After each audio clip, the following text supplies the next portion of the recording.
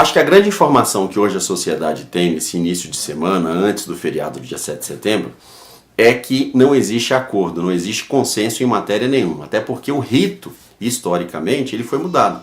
Sempre se aprova o texto principal para depois se aprovar os destaques. Por não se haver acordo, fizeram o inverso dessa vez. Estão se aprovando os destaques para depois se aprovar o texto principal. É óbvio que essa costura não vai dar certo. É como você fosse montar, se é possível, um corpo humano. Você pega 2 braços, uma cabeça, 3 nariz, uma orelha, braço, perna, e depois você tenta fazer um corpo. Não vai dar certo. Vai sobrar de um lado e vai faltar de outro. Quando você aprova o texto principal para depois você ir aprovando os destaques, você vai montando o texto. E por não haver acordo, estão se invertendo. Hoje existem 2 frentes no Congresso Nacional, na Câmara Federal, que é a PEC 77 do Vicentino Cândido, que é do PT de São Paulo, e da Chérida, que é de Roraima, do PSDB de Roraima, que também faz essa discussão. São pontos de vista antagônicos, um discutindo cláusula de barreira e distrital misto, o outro fazendo o distritão com um fundo público, e que você necessariamente não consegue achar um consenso dentro da matéria. Nós precisamos entender que o momento é crítico, o presidente da República está viajando, o presidente da Câmara assume a presidência da República, o primeiro vice, vendo esse cenário, viaja com o presidente, e nós temos um jovem parlamentar, que é o Fufuca, que está na frente da Câmara com esse grande desafio. Competência ele tem de sobra. Agora, que a oposição vai forçar para que não aprove nada, isso é fato, nós estamos vendo isso já na semana passada, não tenho dúvida que essa semana não vai ser diferente. Então, eu vejo com muita dificuldade essa semana se avançar a pauta da reforma política por conta do cenário e de não haver consenso em nenhum texto. Diante disso, ainda existe a expectativa de uma nova denúncia contra o presidente da República, que deve tumultuar ainda mais o clima em Brasília.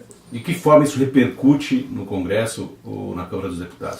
Quando você não tem a segurança de quem está coordenando os processos, você fica vulnerável. É isso que o Brasil sente hoje. Como você tem o enfraquecimento ou a possibilidade do enfraquecimento do cargo principal da República, que é o seu presidente, todas as outras discussões ficam secundárias. Você não consegue avançar em reforma, tanto política quanto previdenciária, quanto refis das empresas, quanto refinanciamento da dívida dos estados. Você não consegue avançar em matéria nenhuma. E o presidente está fora. Nós precisamos entender qual é o fechamento desse mês de setembro, como é que vai ficar a condição do presidente Michel Temer, para que aí a gente possa retomar qualquer discussão que possa ser transversal na sociedade, que possa ser uma discussão mais pesada, se assim podemos dizer. Justamente porque nós precisamos da referência de qual caminho que nós vamos seguir. Perguntar para mim, Eliseu, é muito complicado, porque eu sou a favor de um Estado minoritário. Eu vejo que às vezes as grandes máquinas estatais, elas servem, se não para a falência do Estado ou para a corrupção.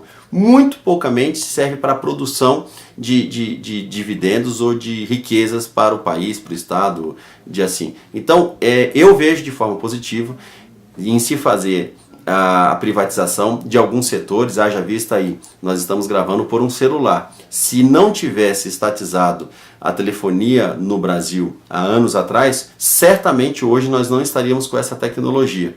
Então, tem alguns setores que são necessários para que a gente possa avançar e também para que possa cessar o nível de corrupção dentro dessas empresas estatais de grande porte no Brasil. Acesse paginabrasil.com, uma empresa do Grupo Capital de Comunicação.